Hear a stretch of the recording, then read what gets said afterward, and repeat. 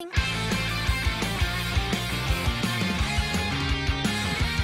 se retrouve avec notre invité du jour, qui est...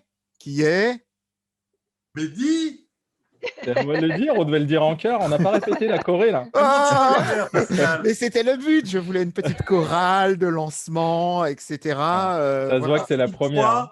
On dit Mehdi, on dit l'éditeur de Pika. Qu'est-ce que tu veux qu'on dise? Ah Un oui, choix stratégique fort. Tu mais veux oui. qu'on le chante et tout, genre je m'appelle Mehdi, je Ah publie ouais, des un mangas, générique. je travaille chez Pika. Putain, avec Alors, les ça peut être rimes pas et mal, hein. tout, j'adore. Voilà. Donc, en tout cas, on se retrouve Mon pour cette catalogue seconde à partie moi, c'est avec... moi qui l'ai choisi. C'est comme ça, Kaguya c'est ça. Il a Sama, écrit. c'est bientôt Oh, bah, dans je vos te laisse te librairies. présenter, puisqu'il ne veut pas me laisser te présenter. Alors, vas-y. Pas de problème. Donc, Mehdi Benrabah, directeur éditorial des éditions Pika depuis 5 ans, le mois dernier. Et Ça très ne content rajeunit pas. d'être. Eh oui, hein, ça passe. C'est Et clair. avant, tu étais chez... J'étais chez Kazé avant, au même poste. Même Et boulot. voilà, Voilà. j'ai gravi les échelons au sein de Kazé. J'ai commencé en tant qu'assistant éditorial et j'y ai passé 6 ans là-bas. Et encore avant, j'étais chez Casterman en tant que stagiaire où j'ai fait mes premières armes. Voilà un peu mon parcours à rebours. Et quelle Chez différence tu as Pika. trouvé entre les trois? Écoute, chez Saka, c'était une collection, voilà, il y avait très peu de titres, donc on pouvait vraiment, prendre le temps de bien les soigner. Chez Kazé aussi, on les soignait malgré qu'il y avait plus de quantité, mais c'était plus nouveau, tout était à faire en fait, avec le lancement de Kazé Manga et l'affiliation, à Shueisha, il y avait, voilà, tout à bâtir et là, chez Pika, donc c'est un éditeur qui a 20 ans cette année. Il y a 20 ans cette année, là, le fond de catalogue était clairement là, clairement solide. Et du coup, moi, je suis un petit peu l'héritier de 2 éditeurs, 2 directeurs éditoriaux qui étaient chez Pika avant moi et qui ont bâti quelque chose que je m'efforce de continuer. Et j'essaie Avec aussi de beaucoup de créer, sorties. voilà, et j'essaie aussi de créer, parce que voilà, l'idée, c'est de continuer, faire perdurer en fait les lignes qui ont été lancées, puis essayer aussi d'en créer d'autres, des choses plus nouvelles chez Pika. Voilà. Justement, pour rebondir sur ces lignes, Pika a lancé avec Audace, donc c'était l'an passé, une collection Pika Sport. Ouais, tout à Alors fait. qu'on dit que les C'est mangas de Sport sport Addict. sont un petit peu voués à l'échec sur le marché français. Est-ce que tu peux nous dire pourquoi? C'est une volonté que moi j'avais en tête déjà depuis un petit moment, d'essayer justement de briser cette malédiction et ce qui nous a paru opportun, c'était, la fenêtre de tir qu'on aurait dû avoir avec les jeux olympiques au Japon.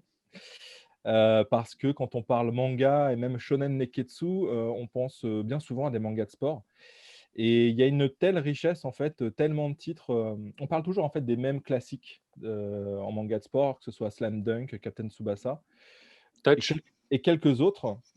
Ah non, on ne connaît pas ça. Il y avait Katsu Non, chez bien vous. sûr. Oui, manga de boxe, tout à fait de cet auteur que je sais que tu adores. Mais le fait est que voilà, il y a quand même beaucoup d'autres, mangas de sport qu'on voulait faire découvrir, d'autres disciplines aussi qui sont, des disciplines que les Français, apprécient et on s'est dit, voilà, pourquoi pas lancer une ligne, avec que des titres, autour de cette thématique, le sport et voilà, malheureusement, les choses ne sont pas passées comme on voulait. Avec le covid, on n'a pas eu l'exposition qu'on aurait aimé avoir pour certains titres. Mais néanmoins, voilà, on lâche pas et c'est une ligne qu'on va continuer d'alimenter, voilà, avec, 1 ou 2 titres nouveaux par an. Est-ce que Donc du Alors, pour coup, vous avez mettre en, pour retardé la mettre en sortie de place le... certains titres? Non, là, ils sont tous parus dans les temps, c'est juste que, c'était pas les conditions les meilleures pour les exposer comme il se devait. Et pardon, on avait commencé du coup avec Full Drum, dès fin 2019, en septembre 2019 pour la coupe du monde de rugby.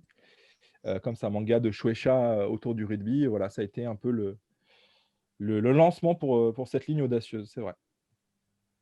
Et donc, ouais, Valentin, tu Je disais pour élargir le débat à partir de la montée d'une collection et pour maintenir et continuer de faire vivre un catalogue, comment tu choisis entre un manga qui te plaît euh, en termes de message ou juste qui te plaît et un manga qui commercialement sera viable?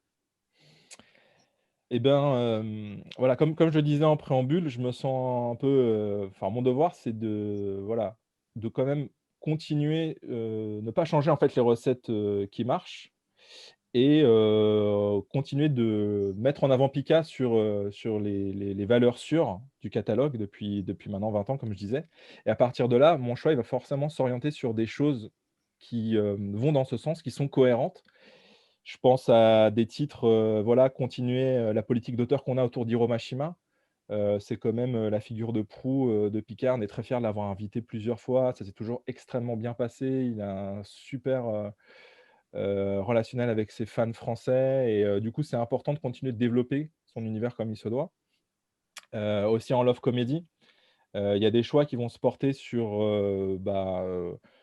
des titres, qui sont cohérents, après Love Hina, qui est un grand classique de love comedy. C'est important de continuer à poursuivre ces efforts-là avec des vrais phénomènes comme, The Quintessential Quintuplets ou Kaguya-sama qu'on va sortir l'année prochaine. Ces choix-là, qui sont du coup, là des blockbusters au Japon, ils sont cohérents dans le catalogue Pika par rapport au passif de l'éditeur. Et à côté de ça, je m'efforce de aussi apporter de la nouveauté, un peu de fraîcheur en allant sur des segments que Pika n'avait pas forcément avant. Donc, l'Atelier des sorciers en ça, c'est vraiment un titre de fantasy qui était totalement nouveau dans le catalogue seinen de Pika. Et ça, c'est vraiment un coup de cœur et on a la chance, en fait, grâce au talent de Shirahama et aux efforts que nous, on a pu fournir, que ce soit à la fois un succès, critique et commercial. Donc voilà, c'est un des exemples où, voilà, coup de cœur a rimé aussi avec, on n'en est pas un blockbuster, mais en tout cas, on fait tout pour que la série, soit toujours plus lue En par les sachant que lecteurs. vous avez quand même mis le paquet sur cette série, puisque vous proposez aussi des versions collector qui sont vraiment très proches de la version japonaise. Exactement, Des ouais, choses super rares. Collector dès le premier volume, quoi. c'est ça. Ouais, Ouais, mais même sur quasiment pour l'Attaque des chaque. Titans, par exemple, les collecteurs de l'Attaque des Titans sont incroyables. C'est vrai que pour rester sur l'Atelier des sorciers, comme tu dis Virginie, le truc c'est que, on s'efforce de faire ça parce qu'un des défauts, peut-être un des seuls défauts, mais je suis pas très objectif parce que j'adore, cette œuvre et même son auteur pour avoir eu la chance de la rencontrer. L'Atelier des sorciers, en fait, le défaut, c'est qu'il y a que 2 tomes par an et à chaque nouveau tome, il faut que ce soit l'événement et en ça, je trouve que les Japonais, l'éditeur japonais fait un travail remarquable avec l'auteur de finesse et de qualité que nous, on s'efforce de reproduire, parfois d'adapter. C'était le cas pour le collector du tome 3 où c'était un carnet de notes qu'on a mis au format du manga parce qu'on voulait, observer. Ah, vous dégainez tout! C'est en Ouais, train Heu, de voilà, voir. avec le fond Mais d'écran. sauf que Valentin, on ne voit pas très très bien avec ton fond d'écran, donc il faudrait que tu le non, mettes sur ton mais t-shirt pour qu'on le voit mieux. Tu sur crois? un fond blanc. Voilà, Absolument, Quand j'enlève le très fond bien joué. d'écran juste 2 minutes. voilà, Voilà. exactement. Voilà, donc là, ouais, c'est le Alors ça, carnet c'est de la version. croquis, voilà, c'est le carnet de Ouais. croquis qu'on a adapté parce que c'est vrai qu'au Japon, il était proposé avec une couverture souple et une spirale, en guise de dos et nous, on a fait quelque chose qui était dans la continuité du mini artbook qu'on a fait pour le tome 1 et ce carnet de notes du tome 3 pour avoir l'effet collection qui est peut-être, encore Clairement, hein. plus les Français sont plus demandeurs, en fait, de ce genre de cohérence d'un produit à l'autre et en ça, du coup, c'est des efforts qu'on a fait dès le tome 1, c'est vrai, Valentin, parce que, on savait qu'on allait inviter l'auteur dès le premier tome et vraiment ça a marché parce que même si elle était totalement inconnue, les gens ont été charmés, par le trait, par, vraiment le côté qualitatif de l'œuvre qui fait qu'ils y sont allés sans même connaître l'histoire. Des gens faisaient la queue pour faire des dédicaces avec, Shirama Sensei et je leur demandais comment ils en avaient entendu parler et ils avaient juste dit: «Non mais le collector était tellement beau que j'ai tout de suite pris», sachant qu'en plus l'auteur était là. Donc voilà, c'est des paris que des fois on fait pour des séries nouvelles et aussi comme tu disais, Hal, pour des séries plus installées comme les Titans, parce que là aussi on a 3 tomes par an. On essaie de raviver la flamme, aussi, enfin l'entretenir en tout cas, avec des choses qui là, pour le coup, sont vraiment inédites. C'est nous qui à chaque fois nous creusons la tête pour, exploiter en fait, cet univers et proposer, des choses, je dirais, Tu, collector à la France, ouais. tu peux nous Justement, expliquer un peu le brainstorming autour justement d'un truc qui est inédit au Japon et que vous allez faire? Ben, c'est vrai qu'on fait un peu le tour de ce qu'on a déjà pu proposer en termes de produits et de produits qui plaisent. Et en ça, les réseaux sociaux sont, vraiment, très importants pour nous parce qu'on sait que les fans, aiment tout ce qui peut être badge ou, marque-page. C'est des choses d'ailleurs qui sont proposées au Japon et ça, quand on a du matériel intéressant, on n'hésite pas à le faire et puis on essaie aussi de proposer des produits, de varier un petit peu. C'est en ça que sont venues, les idées de sous-verts, les idées aussi de calendrier de bureau parce on s'est dit aussi, voilà, qu'est-ce qui peut plaire? Qu'est-ce qui est un peu dans l'air du temps? Et comment on peut adapter ça, transposer ça à l'univers des Titans? Après la galère, c'est de trouver du matériel parce que, c'est pas souvent Et que ouais, c'est pas et souvent qu'il l'éditeur fait la japonais, main. il arrive à vous suivre sur tous les projets que vous avez proposés? Franchement, à partir du moment où le concept est bien expliqué, que, vraiment ça a du sens pour la série, l'éditeur nous suit et il est même à chaque fois, assez impressionné, notamment pour le calendrier, qu'on ait réussi à faire, enfin qu'on continue à utiliser du matériel, des fois, qu'on recycle pour proposer un produit inédit. Ils savent très bien que monsieur Isayama, fait pas souvent des illustrations couleurs ou la une du magazine. Ça arrive, mais des fois, c'est pas forcément des illustrations tout à fait exploitables, au sens où, bah, les gens, voilà, ce qu'ils attendent souvent, c'est des choses c'est le côté plutôt action et un peu, qui met la pression, en fait et des fois, voilà, c'est pas toujours du matériel exploitable, mais on arrive toujours à se débrouiller et essayer de créer l'événement, voilà, le plus régulièrement possible pour ces sorties-là. Je voulais un Qui peu dit parler d'un de mes titres préférés chez vous, c'est celui-là. Bakemonogatari. Ah ouais, ouais, ouais, ouais. Alors, comment ça se passe pour ce titre? Est-ce qu'il a trouvé son public? Parce que c'est quand même un titre assez particulier, Mmh. Ouais, mais puisqu'il c'est au faut Grette. oui, mais en dehors de ça, le sujet est assez particulier. C'est une série de romans, qui est populaire auprès d'un certain type de public. Il y a, pas mal de séries animées qui sortent maintenant en France et qui Mmh. sont quasiment toutes disponibles et donc du coup, alors, parle-nous un peu de cette série. Et ben, là, on est dans un exemple typique où, effectivement, O'Grate, ça a été, c'est un auteur important pour Pika, avec Air Gear qui a été, une série vraiment, phare, du catalogue et c'était important pour nous de proposer cette œuvre dans le même temps, ce qui était intéressant, en fait, avec cette adaptation en manga, c'est qu'on avait déjà acquis, avant de le sortir, Kizumonogatari, pour la collection Pika Roman. Qui est en fait le titre préquel en fait des événements de Bakemonogatari et en fait tout ça a bousculé un petit peu le planning Pika Roman qu'on avait imaginé et on a commencé par la saga de romans Bakemonogatari en même temps que l'adaptation là en manga de O'Grate et bah, oui, oui, oui, il a vraiment trouvé son public. C'est aussi une série sur laquelle on propose des éditions collector de temps en temps. Parce qu'il y en a une, à chaque tome au Japon avec, un petit nombre de cartes postales qui sont en fait des tributes d'auteurs, d'animateurs, de designers connus au Japon et nous on fait une sélection qui parle, le plus au public français et je dirais environ tous les 3 tomes plus ou moins, on propose une édition collector, voilà, avec un ex libris noir et blanc et des cartes postales couleur. Mais voilà, en quantité plus importante pour que, ces éditions collector là aient de la teneur Il y en a et beaucoup on en est plus, hein. ouais, ouais, ouais, je crois qu'on est sur une vingtaine de cartes si je fais pas erreur. Et là, l'idée vraiment, c'est là, c'est un blockbuster au Japon, et là, c'est totalement cohérent de le proposer chez Pika, d'autant plus qu'on a ce pont entre, bah, Pika Shonen, puisqu'il vient du Shonen Magazine de Kodansha et Pika Roman, où on propose le ouais, ouais, c'est ça, le roman original de Nissy Austin, qui est un un auteur star là-bas et même si l'approche, peut être un peu, cryptique des fois, parce qu'au grec, c'est pas toujours il a beau dessiner comme un dieu, des fois, c'est pas très clair, la mise en scène.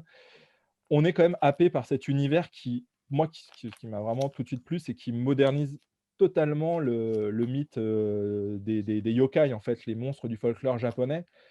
C'est totalement modernisé avec des protagonistes qui sont, bah, des ados qui cherchent encore et qui sont partagés entre, bah, résoudre un mystère, à renfort de pouvoir et en même temps essayer bah, de conquérir le cœur, de la personne, par laquelle ils sont attirés. Donc il y a vraiment ces problèmes de jeunes et ces problèmes surnaturels qui coexistent au même niveau Et c'est totalement original et en ça, c'est hyper important de proposer des œuvres de ce style-là. Et les romans se débrouillent bien ou pas? Parce que c'est quand même assez particulier le milieu des light novels, en France. Ouais, ouais, bah, c'est vrai que comme tu dis, c'est particulier et personne n'a vraiment trouvé le schéma économique idéal, qui existe au Japon et qui marche du feu de Dieu, pour certains éditeurs.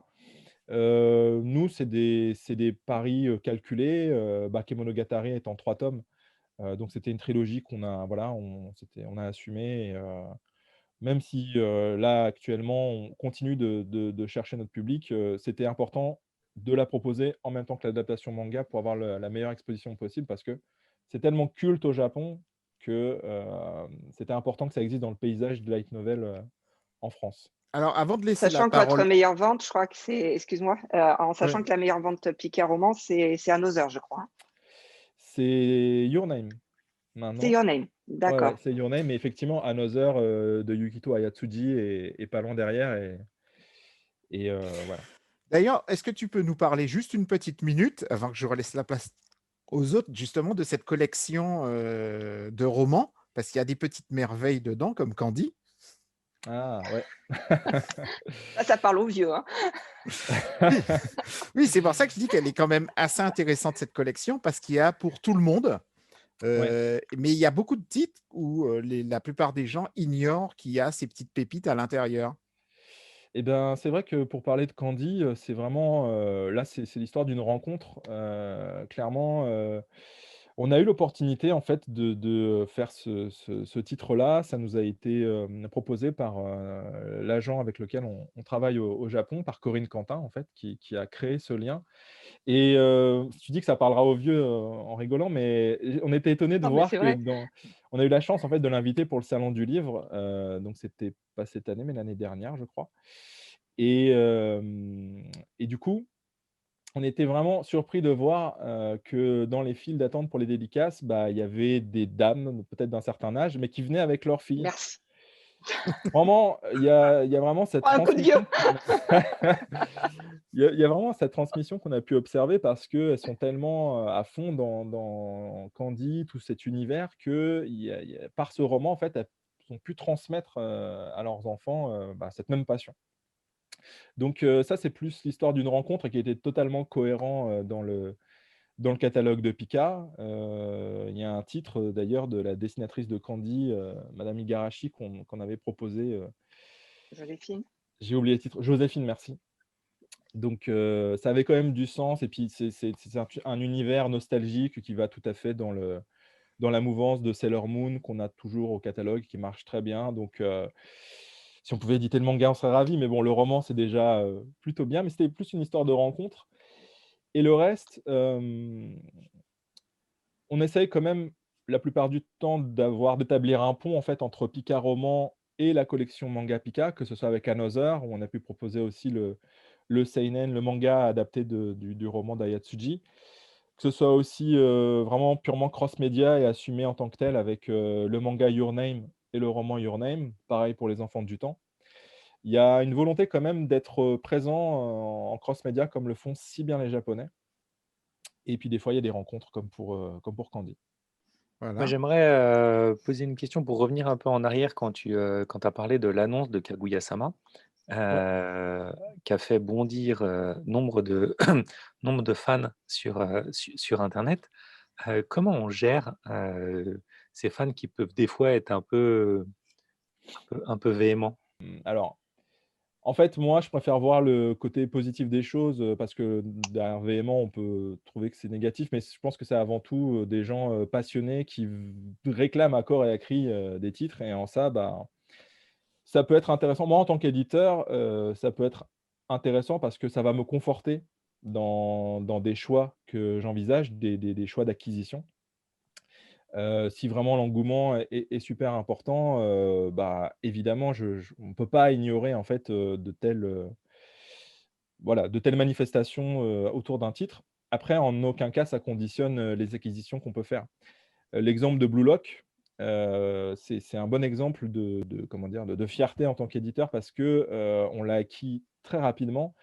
Là, on peut parler d'un titre coup de cœur parce que, personnellement, j'adore le dessinateur de ce titre. On avait publié Dolly Kill Kill, je crois en 2016, qui a pas eu le succès mérité pour ce seinen de survival qui est juste, magnifique et avec Blue Lock, l'auteur est revenu en force et c'est un titre qu'on a acquis très tôt, vraiment dès le tome 1. On savait que ce mélange entre, football et battle royale, ça pouvait plaire et en fait, les fans se sont emparés de la série alors qu'elle était déjà acquise chez nous. On prenait juste notre temps, on laissait les tomes s'accumuler et la popularité, est montée au Japon, mais aussi en France et là, on est vraiment dans un cas de figure précis où, bah, les internautes, nous réclamaient une série que nous, on avait déjà.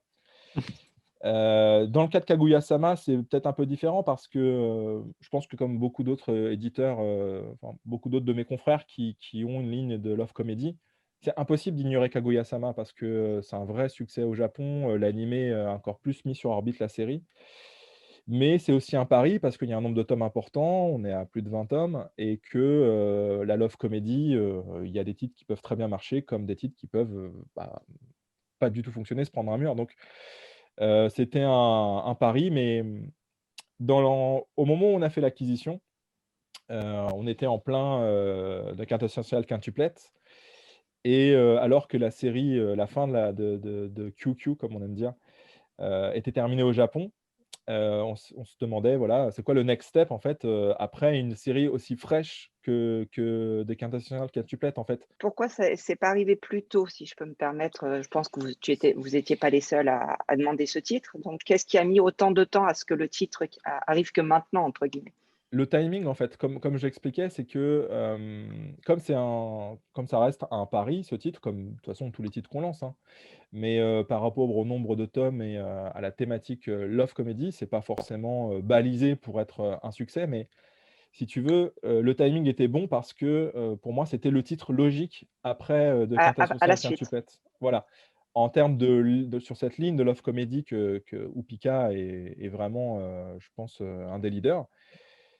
Il fallait frapper aussi fort, si tu veux, qu'un quintessentiel quintuplette et pour nous, c'était le moment de proposer Kaguya-sama. On n'a pas envie de proposer tous les titres de love comedy, que le Japon peut proposer.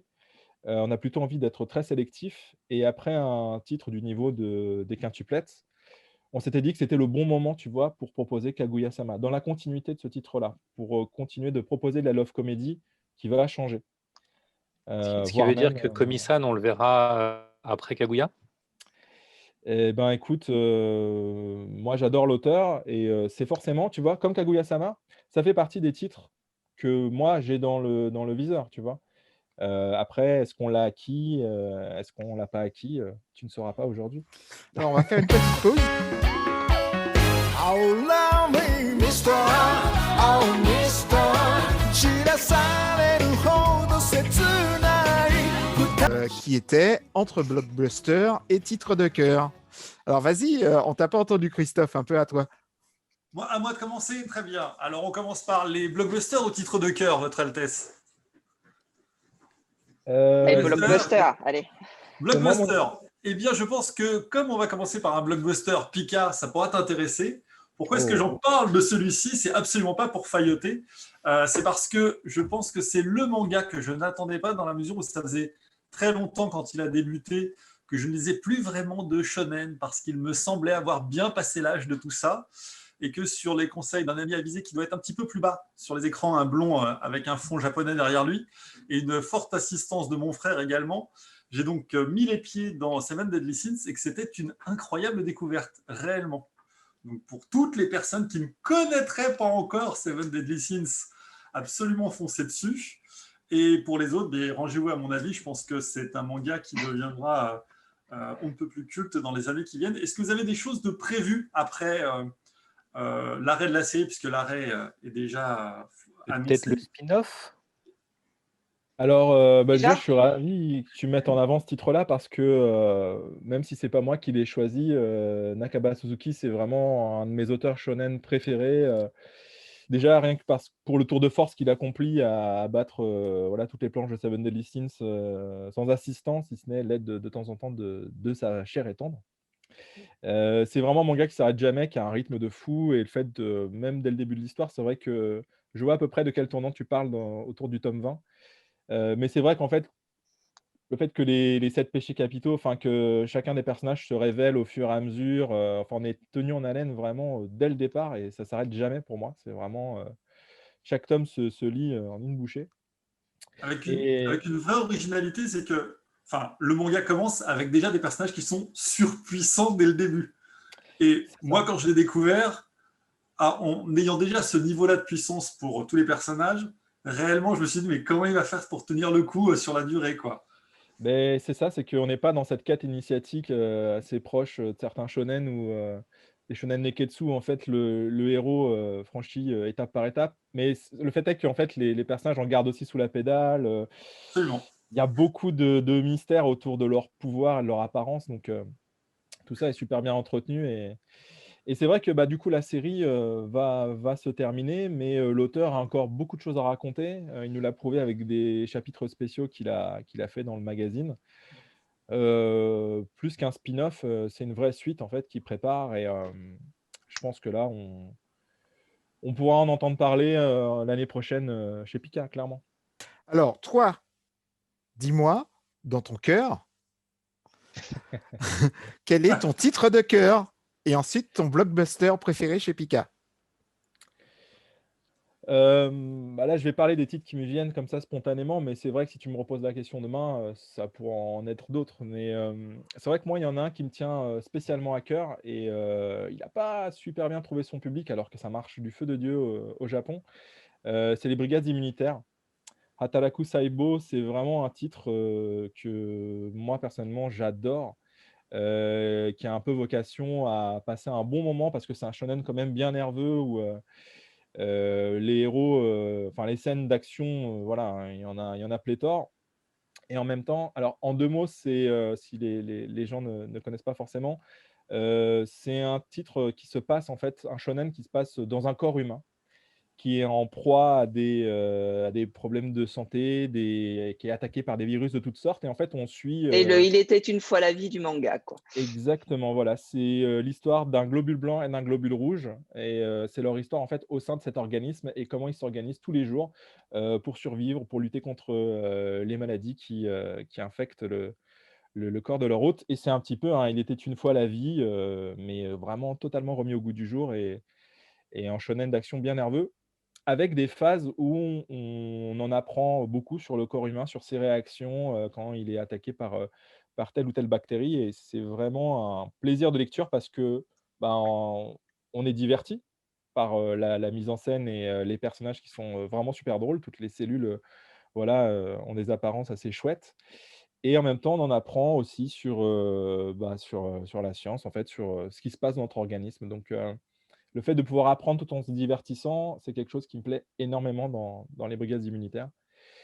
Donc voilà, Et ton, spontanément, en titre coup de cœur, c'est celui-là. et ton blockbuster?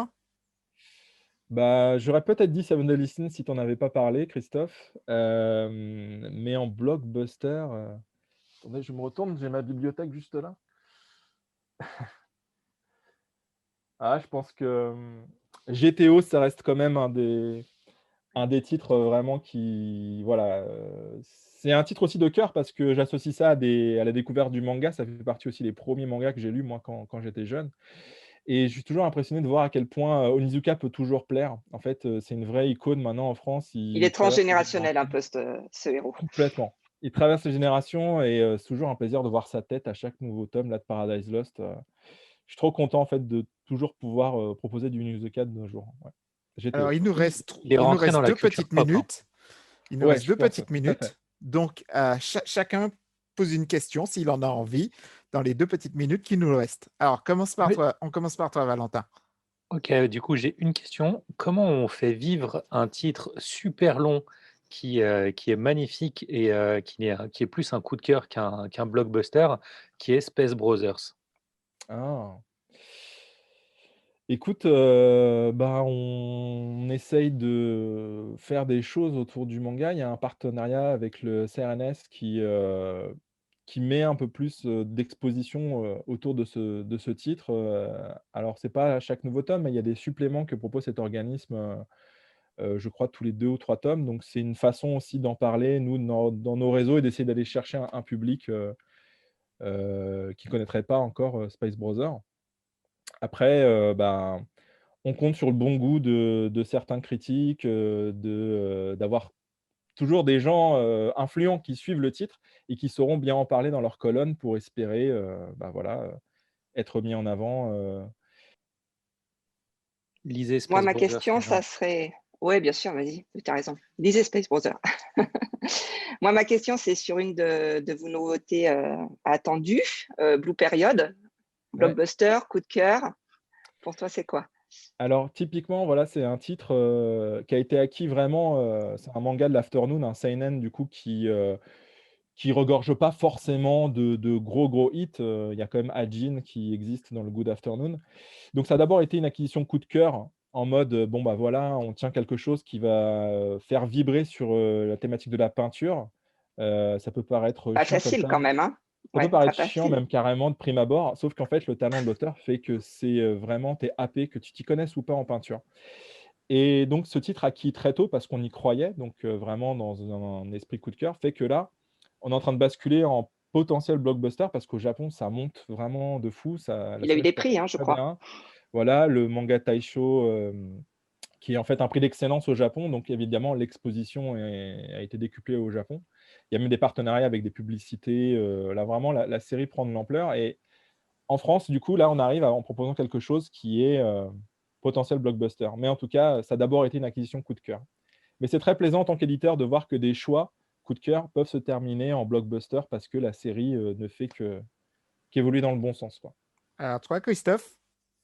Alors moi j'ai une question qui n'a pas tant attrait au catalogue en lui-même que sur peut-être des perspectives, mais on parle régulièrement, c'est une espèce de, pas certainement puisque ça a déjà existé, mais sur le manga français. Est-ce que vous avez des velléités de développement fortes ou pas du tout? Ou qu'est-ce que tu peux échanger sur ton expérience là-dessus? En fait, il y a le label H2T qui existe au sein des éditions Pika, qui est vraiment dédié à la créa à 100 et qui va proposer donc des auteurs, jeunes en fait pour les faire monter. Ça, c'est le travail côté H2T. Côté Pika, nous, on a toujours nos auteurs, maison que sont, Renaud Lemaire et Renaud, Romain Lemaire avec, Lia. Dreamland et Everdark. Et si tu veux, nous, on est à l'écoute de ces auteurs qui bouillonnent, en fait, et qui ont beaucoup de choses à raconter, qui ont encore beaucoup d'idées. Et là, dernièrement, en fait d'armes, dont Pika, je pense, peut se vanter, mais surtout Renaud peut se vanter, c'est l'artbook Dreamland, qu'on a proposé juste avant le confinement. Ouf. Qui est en fait un pavé de 384 pages que peut-être la Valentin va nous montrer à l'écran. Et qui est juste, Ah, bam! Pas mal, Valentin. Il est lourd, hein? Il est lourd à porter, non? Il est lourd, hein. Il est dense, il est incroyable. Il est très fourni et il est généreux en illustrations couleurs inédites. Alors, c'est un artbook, mais ça ne veut pas dire que c'est une compilation d'illustrations déjà existantes. C'est pas que ça. Renaud les a toutes travaillées ou alors les a créées pour l'occasion. Et ça, tu vois, moi, en tant qu'éditeur, proposer ça en créa, c'est proposer des choses qui n'ont jamais été vues avant. Et ça, c'est important côté Pika. C'est que on va pas forcément multiplier les projets, on va se focus sur des projets déjà en cours pour les faire encore plus briller. Je pense que là, déjà, c'est un beau challenge. Je bon, suis ben, on va totalement devoir d'accord. se quitter. Voilà. Et ben, en tout cas, merci de nous avoir accompagnés dans cette première émission. Voilà. Ravi, merci de m'avoir invité. Voilà, on va te laisser profiter de ton dimanche. Oui, bien sûr. Voilà. Et puis, nous, on se retrouve la semaine prochaine. Voilà. À bientôt. Bon dimanche. Au revoir, Au revoir. bye. Bon Bye. dimanche.